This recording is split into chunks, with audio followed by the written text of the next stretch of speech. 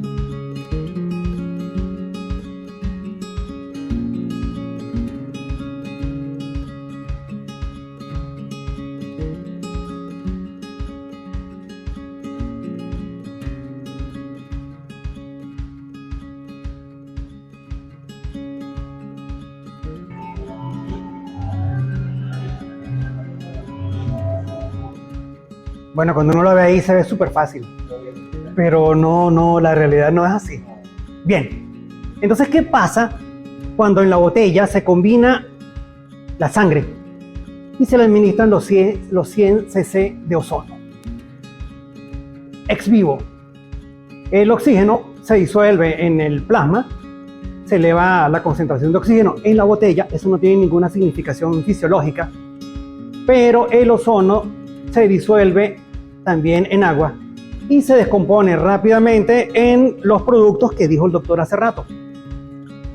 Primero, más o menos el 20 o el 40% del ozono es parcialmente inactivado por los antioxidantes del plasma, pero el ozono reacciona con las proteínas, con los carbohidratos y con los lípidos plasmáticos. Estamos hablando de los ácidos grasos mono y poliinsaturados y el colesterol. Estamos hablando de la cisteína, la metionina, la tirosina, el triptófano y la histidina libres, y los carbohidratos libres y unidos a proteínas. También lo que decía el doctor es totalmente cierto. El ozono, en un medio acuoso, al reaccionar con ácidos grasos, se transforma en aldehídos y en peróxido de hidrógeno. Un mol de ozono y un mol de un ácido graso da 2 moles de aldehídos y de peróxido de hidrógeno, y esta es el verdadero sustrato o la verdadera molécula que es activa. Estos aldehídos y este peróxido de hidrógeno. Los aldehídos que se forman con los ácidos grasos omega 6 es el 4-HNE y omega 3 el 4-HHE, y del ácido araquidiónico se forma el malonil dialdehído. Entonces esta reacción es demasiado importante: ácidos grasos, ozono, aldehídos y peróxido de hidrógeno. Entonces por eso se habla de que el ozono es una prodroga, porque se transforma en 2 sustancias que son las que realmente tienen efectos biológicos. Las especies reactivas de oxígeno son el anión superóxido, el monóxido de nitrógeno, el peroxinitrilo, el radical hidroxilo y otros compuestos oxidantes como el peróxido de hidrógeno y el ácido hipocloroso. Y estos productos de lipoperoxidación de los lípidos son los lipoperóxidos, los radicales alcoxil, los lipohidroperóxidos, los isoprostanos y los aldehídos que dijo el doctor. Fíjense cómo a concentraciones mayores de ozono se producen cantidades superiores de malondialdehído. Entonces, este ozono produce estas 2 sustancias que les acabo de comentar. La primera de ellas, que son las especies reactivas de oxígeno, desaparecen en menos de un minuto. ¿Por qué? Porque en la sangre hay un sistema antioxidante que es enzimático, no enzimático, que es hidrosoluble, liposoluble y proteínas quelantes, que todas ellas, y las más importantes, son el ácido úrico, el ácido ascórbico y la albúmina, que se encargan de protegernos a nosotros del estrés oxidativo. Y que eso explica por qué en menos de un minuto las especies reactivas de oxígeno todas son inactivadas. Fíjense lo que ocurre, por ejemplo, cuando se combina la vitamina E, el ácido ascórbico, el glutatión y el NADPH. Convierten un radical lipoperóxido que es altamente oxidante en uno menos oxidante, que es el radical hidroperóxido. Entonces, esto explica por qué las especies reactivas de oxígeno son neutralizadas en menos de un minuto por el sistema antioxidante. Las especies reactivas tienen una vida media muy corta, menos de un minuto, y tienen unos efectos biológicos tempranos sobre la sangre que ya vamos a discutir. Mientras que los lipoperóxidos tienen una vida media mayor, y tal como dijo el doctor, son los que al infundirse en el paciente provocan los efectos prolongados de la terapia con ozono. Los efectos sistémicos. Menos de 10 micromoles puede ser terapéutico, más de 10 micromoles por litro puede ser perjudicial. Ozono, especies reactivas de oxígeno y lipoperóxidos. El ozono es una prodroga que desaparece y deja estos 2 mensajeros. La ventana terapéutica del ozono está entre 10 y 80 microgramos. Menos de 10 microgramos, pues genera una cantidad de sustancias que son inactivadas, que es placebo, y más de 80 puede ser tóxico. Entonces, menos de 10 microgramos se neutralizan, y lo que provocamos nosotros con el ozono es un pequeño y preciso estrés oxidativo que es lo que aporta la eficacia médica y lo que buscamos es que precisamente no sea tóxico. ¿Cuál es la farmacocinética? Dilución, detoxificación, excreción e internalización celular. Cuando nosotros le colocamos el ozono mayor al paciente vía endovenoso, esos lipoperóxidos pasan al torrente sanguíneo y sufren estos procesos de dilución, detoxificación, excreción e internalización celular. Se diluyen en el plasma, por consiguiente de 500 micromoles pasa a 0.04. La detoxificación pues incluye la inactivación de un grupo importante de enzimas detoxificantes, los riñones, el hígado, la bilis, también se produce excreción, y la internalización de la célula, que según la cantidad y la frecuencia puede ser beneficioso o puede ser perjudicial. La excreción por los riñones es del 70% y a los 2 días ya se ha excretado el 90% con los experimentos en ratas. Cuando hablamos de detoxificación, pues hay un buen grupo de enzimas, por mencionar algunas de ellas: la glutatión S-transferasa, la aldocetoreductasa, la aldosa reductasa, la aldehído deshidrogenasa y enzimas de la beta-oxidación. ¿Qué es lo que se busca al realizar la terapia con ozono? Bueno, en este caso, las células que están preacondicionadas con estos aldehídos tienen una respuesta adaptativa que incrementan las enzimas antioxidantes. Observen qué pasa con el malondialdehído en plasma. Tiene una vida media de 4,2, más o menos 1,7 minutos. Fíjense cómo a los 15 minutos ya se ha degradado gran parte de ello, o los niveles en plasma se han reducido de forma importante, y más o menos a los 10 o 30 minutos se restauran los niveles fisiológicos que había antes de la introducción del mismo. Con respecto al peróxido de hidrógeno, bueno, por gradiente de concentración entra a los leucocitos, a los eritrocitos y a las plaquetas y producen unos efectos biológicos que son bastante importantes. La vida media del peróxido de hidrógeno es muy corta. Cuando estos lipoperóxidos entran a la sangre, pues tienen efectos sistémicos sobre absolutamente todos los órganos: sistema nervioso central, glándulas endocrinas, huesos, músculos, tracto gastrointestinal, hígado, piel, riñones, vasos, un efecto sistémico. Y eso es lo que explica las múltiples y sucesivas reacciones bioquímicas que ocurren en todo el cuerpo cuando nosotros utilizamos ozono. ¿Qué pasa con los glóbulos rojos? ¿Qué pasa con la médula ósea?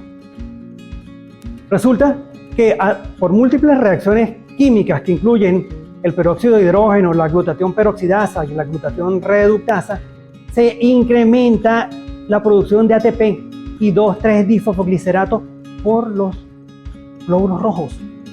Y ese incremento del ATP y el 2,3-difosfoglicerato tiene efectos biológicos. Se activan las vías de la pentosa, se incrementa el ATP en 42%. Eso se logra posterior a 14 sesiones de ozono mayor. Y estos eritrocitos marcados con tecnesio no tienen una vida media inferior, todo lo contrario, tienen una duración exactamente igual que los eritrocitos oxigenados. De hecho, los eritrocitos jóvenes que tienen el efecto del ozono contienen más glucosa 6-fosfato deshidrogenasa que los viejos. Y esto los convierte en lo que se conoce como unos eritrocitos superdotados, que hacen que puedan contribuir a corregir la hipoxia en enfermedades vasculares. Pero también ocurren otras cosas más. 30 minutos después de la colocación de la gran autohemotransfusión, se reduce la viscosidad de la sangre, se reduce la filtrabilidad de la sangre, se reduce el fibrinógeno. Y un detalle bien importante: se incrementa esta proteína que se llama P50. Esta proteína P50 es un indicador de que la curva de disociación de hemoglobina se desvía a la derecha, por lo cual hace que se entregue más oxígeno en los tejidos. Y eso es bastante importante en nuestros pacientes que tienen trastornos circulatorios. Por esa razón, esta autohemotransfusión ozonizada mejora los parámetros hemorreológicos e incrementa la entrega de oxígeno en los pacientes con enfermedades arteriales obstructivas periféricas. Eso contribuye a reducir el dolor en reposo y mejora la capacidad de hacer ejercicio. En este trabajo lo que se busca es definir si la terapia con ozono puede aumentar la hemoxigenasa 1 en células endoteliales.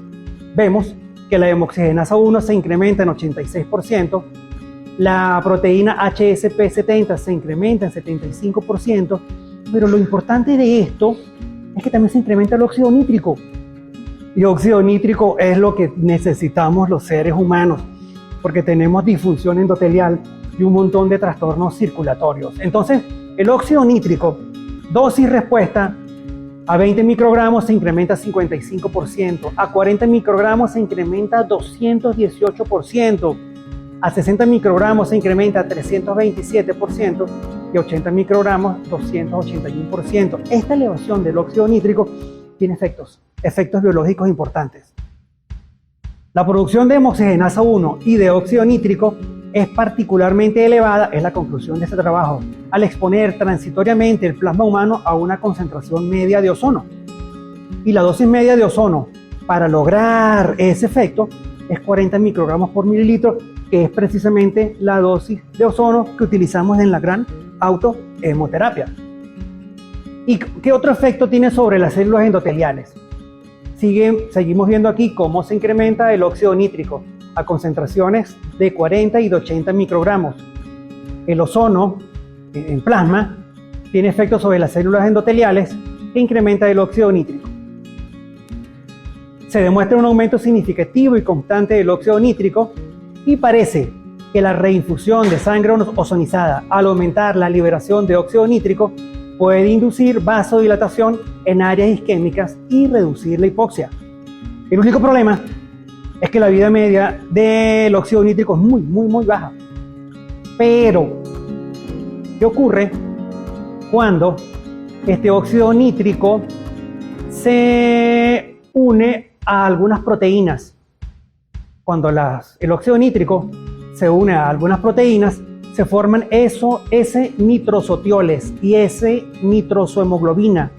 Y eso es lo que le confiere una larga vida media y por consiguiente le permite tener un efecto vasodilatador en sitios vasculares isquémicos distantes, con efectos terapéuticos relevantes.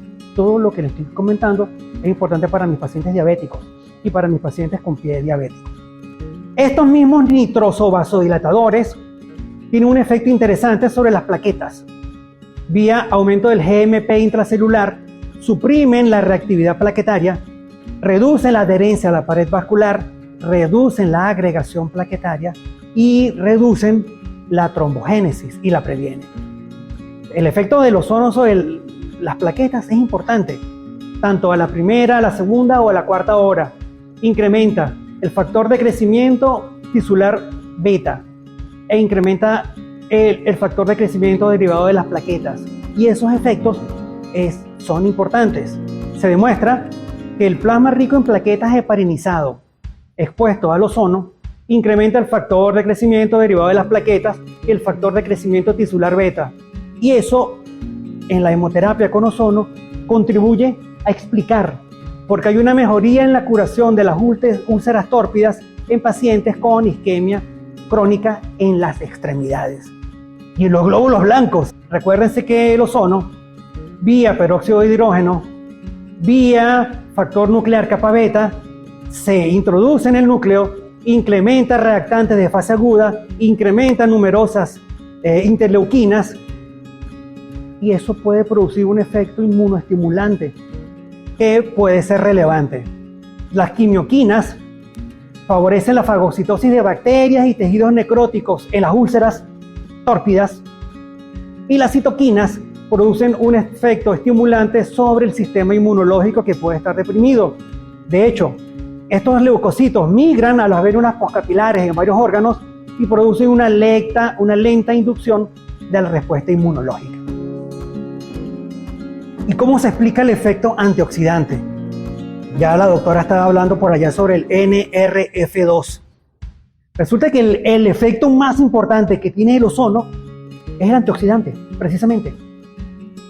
Aquí hay una molécula que se llama NRF2 y se activa justamente cuando utilizamos la terapia con ozono.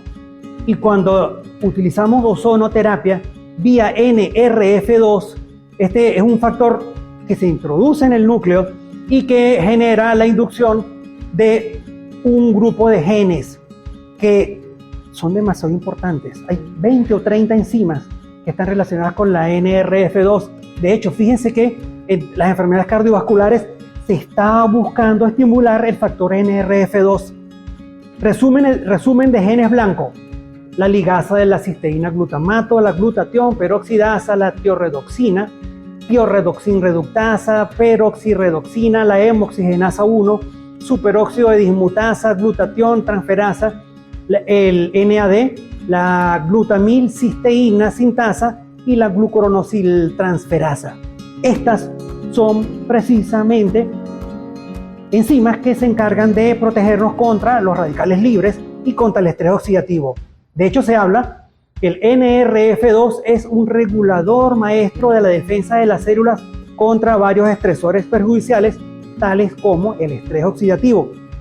Ya a la semana de empezar a utilizar terapia con ozono, se empiezan a incrementar los niveles de superóxido de dismutasa vía NRF2. Y aquí podemos ver cómo en la botella de sangre ozonizada ya se empieza a producir NRF2. T2 es cuando la botella está burbujeando con el ozono, se incrementa casi en un 250% la cantidad de NRF2. Tiempo 3 es en la sangre del paciente después de que se introdujo la sangre ozonizada. Se incrementan los niveles séricos de NRF2 y eso se acompaña ya a los 30 minutos de incremento de la superóxido de dismutasa en 115% y de la catalasa en 250. Es decir, que tenemos un efecto inmediato. Este mecanismo de acción del NRF2 tiene muchos efectos. Yo solo les voy a mencionar 9. Incrementa los niveles de antioxidantes como el glutatión, la bilirrubina y el óxido y el CO. Estimula la regeneración del glutatión reductasa. Incrementa los niveles de enzimas que detoxican a los oxidantes y a los electrófilos, como por ejemplo la catalasa y la superóxido de dismutasa. Eleva los niveles de enzimas de fase 2. Inhibe la inflamación mediada por citoquinas. Reduce la sobrecarga de hierro y el estrés oxidativo. Reconoce, repara y remueve proteínas defectuosas y promueve la apoptosis inducida vía estrés oxidativo. Y además, incrementa la actividad de reparación del ADN. Todo esto lo estamos logrando nosotros en nuestros pacientes cuando utilizamos la gran autohemoterapia. De hecho, hay efectos a nivel nuclear, a nivel celular y a nivel sistémico. A nivel del núcleo, contribuye a preservar el daño del ADN, estimula la biogénesis mitocondrial, aumenta la transcripción de enzimas antioxidantes, aclara las proteínas oxidadas y dañadas, aumenta la diferenciación de células madres adipogénicas y por esa razón es que tiene un efecto sistémico que se puede utilizar en numerosas enfermedades en la actualidad. En este momento se está buscando desesperadamente tratamientos para intentar incrementar el NRF2. De hecho, vemos cómo la terapia con ozono vía KIP1 y NRF2 incrementa las proteínas de fase 2, las enzimas antioxidantes y favorecen la biogénesis mitocondrial. Y el efecto antiinflamatorio que estábamos discutiendo nosotros hace rato. Ratas, insuflación rectal, 4 semanas. ¿Qué se observa en ellas? Recuérdense que el TLR tiene unos receptores que activan el factor nuclear kappa beta. Y el factor nuclear kappa beta es inflamación. Interleuquina 6, TNF-alfa, por ejemplo. Entonces, en estas raticas se reduce de forma importante el TLR4, el factor nuclear kappa beta, tanto por inmunohistoquímica como por Western blot o incluso por reacción en cadena de la polimerasa. Se demuestra la reducción del TNF-alfa y de la interleuquina 1 y la interleuquina 6, que son citoquinas proinflamatorias. Otro estudio, también en raticas, esta vez el ozono está intraperitoneal, se inhibe de forma importante la producción de citoquinas proinflamatorias, entre ellas la TNF-alfa. Vean cómo se reduce de forma importante. Otro trabajo, también con animalitos, donde se demuestra la reducción del TNF-alfa, la interleuquina 1B y la interleuquina 6 de una forma importante, lo cual demuestra el efecto antiinflamatorio del ozono. Y además, en este caso, estudiando las vías de las caspasas y el TNF-alfa, esta vez intraperitoneal, se demuestra una reducción importante de la caspasa 1, de la caspasa 9 y del TNF-alfa cuando se comparan grupos de diabetes mellitus versus diabetes mellitus, pacientes con diabetes mellitus quienes reciben ozono. Se demuestra entonces que hay cambios en múltiples rutas moleculares que favorecen la reducción del factor nuclear kappa beta y de algunas caspasas proinflamatorias. Una inyección subcutánea de ozono previene la alodinia y reduce la hiperexpresión de caspasas proinflamatorias en la corteza orbitofrontal en ratones neuropáticos. Hay una reducción importante de la caspasa 1, de la caspasa 8 y de la caspasa 12 en aquellos quienes recibieron la terapia con ozono. Por eso nosotros podemos decir que el ozono tiene un efecto antiinflamatorio sistémico. ¿Por qué? Porque actúa sobre las citoquinas proinflamatorias, porque actúa sobre los receptores TLR, porque inhibe la expresión del factor nuclear kappa beta y porque reduce la expresión de citoquinas proinflamatorias. Interleuquina 6, TNF-alfa y factor nuclear kappa beta. Por supuesto que eso también depende de la dosis. Y lo estaba diciendo un colega hace un momento. Dosis adecuadas de ozono tienen un efecto antiinflamatorio por la ruta que les acabo de comentar. Estamos hablando de que un estrés oxidativo intermedio vía KIP1 y NRF2 incrementa la producción de enzimas antioxidantes y tiene un efecto antiinflamatorio beneficioso. Pero dosis altas de ozono producen un estrés oxidativo severo que en este caso hacen totalmente lo contrario. Activan el factor nuclear kappa beta y tienen un efecto proinflamatorio. Entonces, para ir cerrando esta primera parte, ¿qué efectos biológicos tiene el ozono sistémico? Que es lo que estamos estudiando en este instante. Mejora la reología de la sangre, mejora la vía glicolítica en los eritrocitos, incrementa los niveles de 2,3-difosfoglicerato, mejora la curva de disociación de oxígeno para entregar más oxígeno a los tejidos, incrementa los niveles de ATP en los eritrocitos que pueden producir una microliberación en los sitios hipóxicos, dado que incrementa el óxido nítrico y la prostaciclina, produce un efecto vasodilatador, libera factores de crecimiento de las plaquetas y citoquinas de los leucocitos, induce la producción de enzimas antioxidantes y vía hemoxigenasa 1, bilirrubina, monóxido de carbono, tiene un efecto biológico bien particular.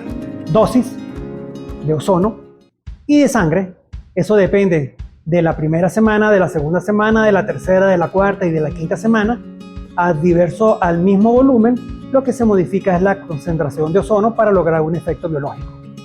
¿Cómo se realiza el procedimiento? Eso lo saben ustedes a la perfección. Se rotula el frasco, se coloca la heparina, luego el macrogotero, se cateteriza con un SCAL 19, luego se conecta al SCAL, se extrae la sangre, se desconecta el macrogotero, se conecta al Parfil, se retira el macrogotero al frasco del vacío, luego se coloca la pinza Crile, se fija el adhesivo, se introduce el ozono, se agita suavemente por 10 minutos, se retira el Crile y luego se cambia del Parfil al frasco del vacío, se administra lentamente, se agita ocasionalmente. Esa es la administración.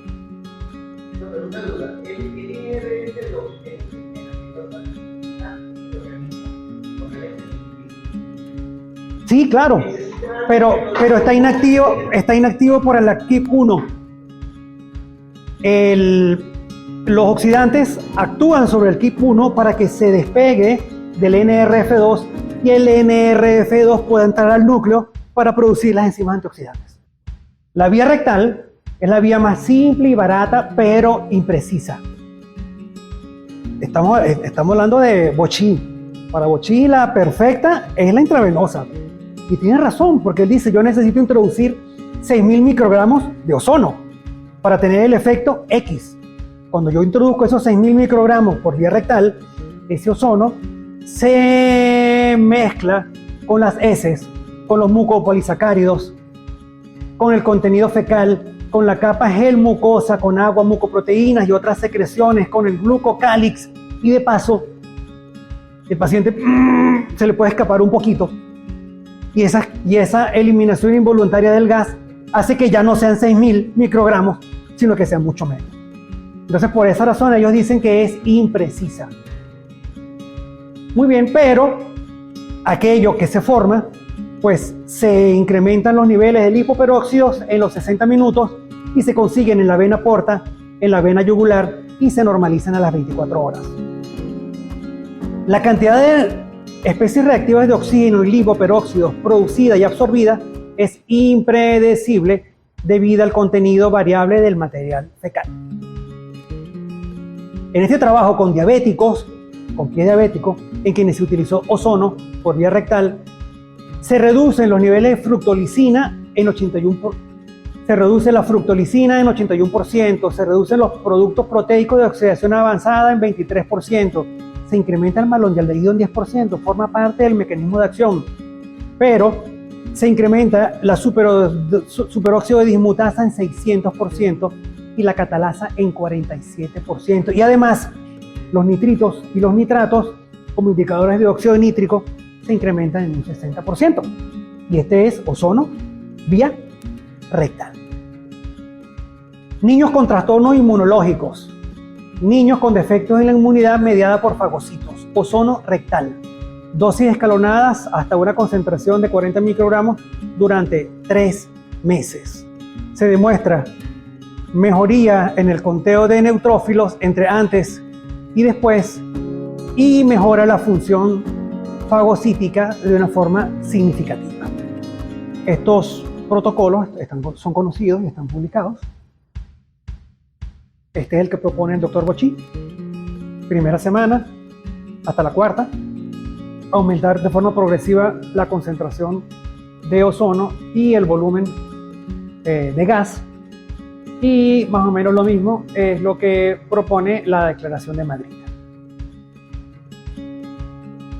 Entonces vamos a intentar resumir qué es lo que hace de forma sistémica la terapia con ozono.